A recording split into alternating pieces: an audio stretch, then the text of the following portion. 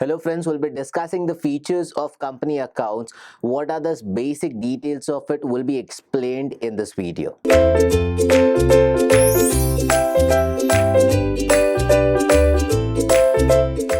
Now we'll be discussing the details of, or rather what do we mean by features of the company accounts that we have into our existence. Now we have different kind of features for any kind of company that is in place. We'll have a total of 11 points to discuss about what we are going to talk when it comes to features of any company accounts. Let's start with the first point. It's incorporated association. A company basically has to be registered. The meaning of incorporated association means that any company which is being into existence right now has to be registered with the Ministry of Corporate Affairs, that is MCA. You need to make sure that whichever company you're forming, be it a small company, be it a huge company, you need to get it registered with MCA. Unless and until that isn't done, you cannot call it as an incorporated association, and which has its own deficiencies in total. Now what happens when this kind of thing happens, or rather when a company is not incorporated? None of the company can go ahead and file any case regarding any kind of fraud that happens with the company, because the company isn't registered. The company isn't supposed to go ahead and carry out the affairs which are supposed to be carried by any kind of normal organization. The only reason being it is not an incorporated association. Let's go on to the next point now. The next point refers to separate legal entity. As we know that company is different from the management, hence company has its own unique name, has its own common seal, and hence the reason it has, or rather it is known as a separate legal entity. Why we cannot sue a company, or rather if you're suing any managing director, it doesn't mean that the company is at fault. The reason being, managing director or the board of members are completely different from the company. If you're suing the company, it doesn't mean that we are suing the managing directors here. We're suing the company on the basis. Vice versa, if you're suing the managing director or the board of panel, we are not suing the company here. There is a separate legal existence which we have to maintain, or rather which we have to understand when we are discussing about company's account. This is a special feature that any company, any registered incorporated association has in it. Let's go on to the next point now. Next point refers to perpetual existence, or rather we can talk about continuous existence. Perpetual refers to continuous existence. At any point of time, if the managing director is changed, at any point of time if the board of members are completely changed, that doesn't stop the existence of any company. The company will keep on function no matter if there are people handling the company, or if at all there are important board of members who are not there, or they're absent from the company for a while. Of course, if they're absent for a while, there will be people who will be taking their place, but until that period, from the moment they have been absent and until some new people take up that post, for that period you cannot call that the company is not existence or it doesn't exist, because the company will keep on functioning unless and until it is dissolved, unless and until it is completely shut down. Hence, perpetual existence refers to continuous working of that company. Let's go on to the fourth point here. It has a common seal. As we have discussed, that company doesn't have their own hands, their own legs to walk, to think, to walk, or to do any other part as a human being does.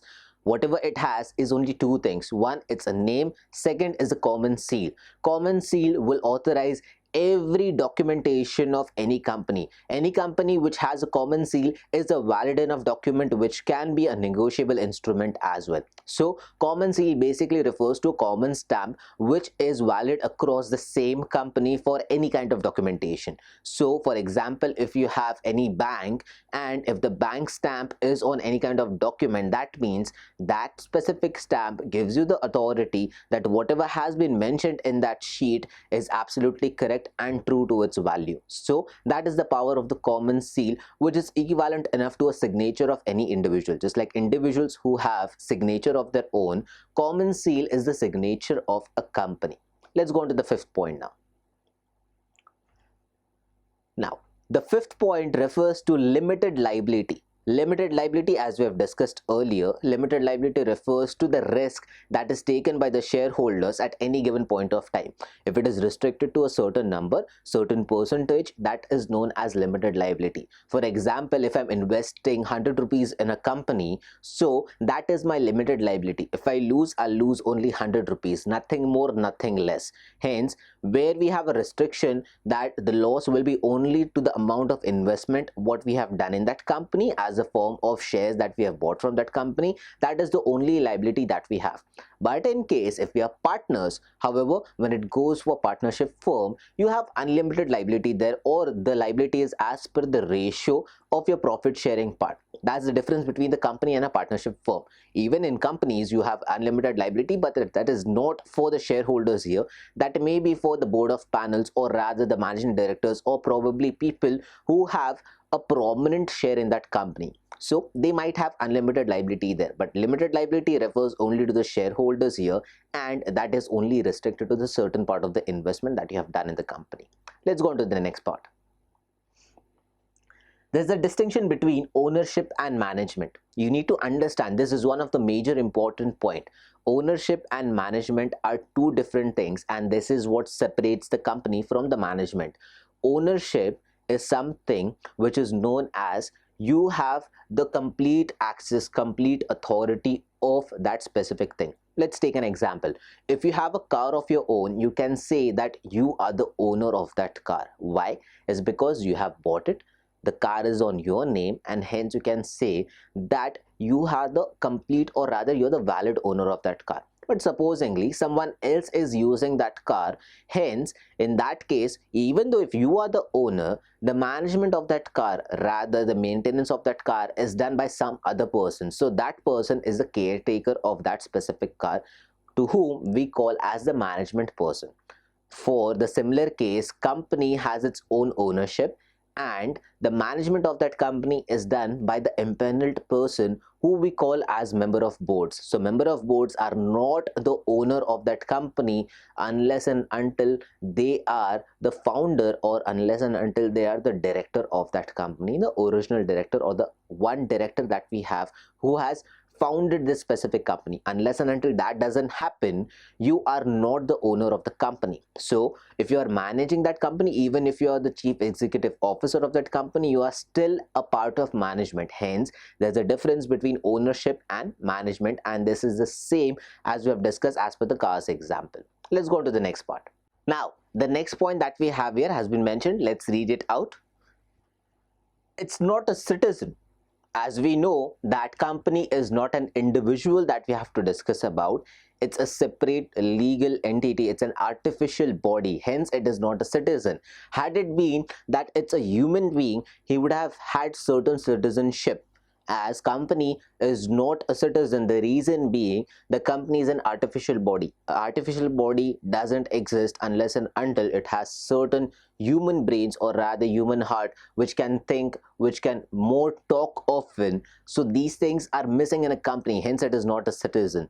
The simple reason behind it being it's an artificial body which has a separate legal existence. That's the reason why it is called as not a citizen. Let's go on to the next part of this. The next option which has been mentioned as transferability of shares. That's the 8th point. Now, if you have shareholders, shareholders will have shares which is a part of the company, or rather it's a public offering done by the company itself for these shareholders to be a part of this company. Of course, these shares are specifically transferable to some other person. That means if you are the owner of those shares, it is as per your discretion if you want to keep those shares, or you can sell it off in the open market, or you can transfer these shares, or rather the ownership of the shares, to some other person of your own choice. That's completely as per your discretion. So if you are the shareholder of this company or any other company, you can absolutely sell that share off in the open market, whereby some other person will purchase those shares and he will be the owner of that share. That means the ownership of shares what you had for some time right now has been transferred to some other person who is into open market, or if you have transferred it to some other person whom you know, so that means either it is in open market or to some other person that you have done. So shares can be transferred here, and that is one of the 8th important point of transferability of shares that we have discussed as a feature of company account. Let's go on to the 9th point here. Maintenance of books. Company's accounts. The term account definitely speaks about books. What books? Those are the books of records, and that's record, or rather that record has supposed to be or is supposed to be maintained at every specific interval. You can talk about a monthly record, you can talk about a specific hourly record, daily record, you can talk about quarterly record, semi-annual or annual record. Maintenance of books is very important when it comes to company's account, because you're not just dealing with 1 or 10 transactions in a day. You will be dealing with millions of transactions in one specific year, and if you're not recording that transaction, your company is in real trouble, because at any point of time, if there is periodic audit and if you're not able to justify the cost, or rather all the expenses and incomes here, you won't be able to give a true and fair value picture of your company, which will have a severe effect again on the investment, because investors look into these books itself and figure out whether the company is a profit making company to invest in or a loss making company. So maintenance of books is very important. Let's go on to the 10th point here. Periodic audit. Periodic audit basically means that audit is a word which can be discussed as periodic checks. Checks are made to make sure that the company is working in an efficient manner, first point. Second point refers to the company is working as per the standard norms and regulations. That means all the rules and regulations are followed as per the process and there is no deviation in it. This is one of the important point, because if there is deviation, you're breaking rules, you're not abiding by the rules, and hence you will be charged with a penalty, or rather you are responsible enough to go ahead and pay the damages for any kind of contingencies that may or may not happen in near future. Hence, periodic audit is necessary, first of all, to check the records of the company, to make sure that the company is working in an efficient manner. Third, to make sure that the profits and any other working of the company, right from the basic part to the highest extreme important part of the company, is done as per the process and the norms of any kind of organization that we have. Let's go on to the last point of this. Right of access to information. Now, we have learned in accounts that account is a 7-step process. You classify, you summarize, you put them into journals, you put them into records, and then you give it out to the users. Exactly. The last point, giving out to the users, is the information that is provided to the users. Just like that, company has certain books which are being recorded, or rather which are being maintained, for which periodic audit happens, and that data which is available with us has to be provided, or rightly can be talked about or can be said as right to access to information is necessary for any kind of company. Because first, investment is supposed to be done, investors need access to all this information. Taxation is supposed to be done, government will look into all these things.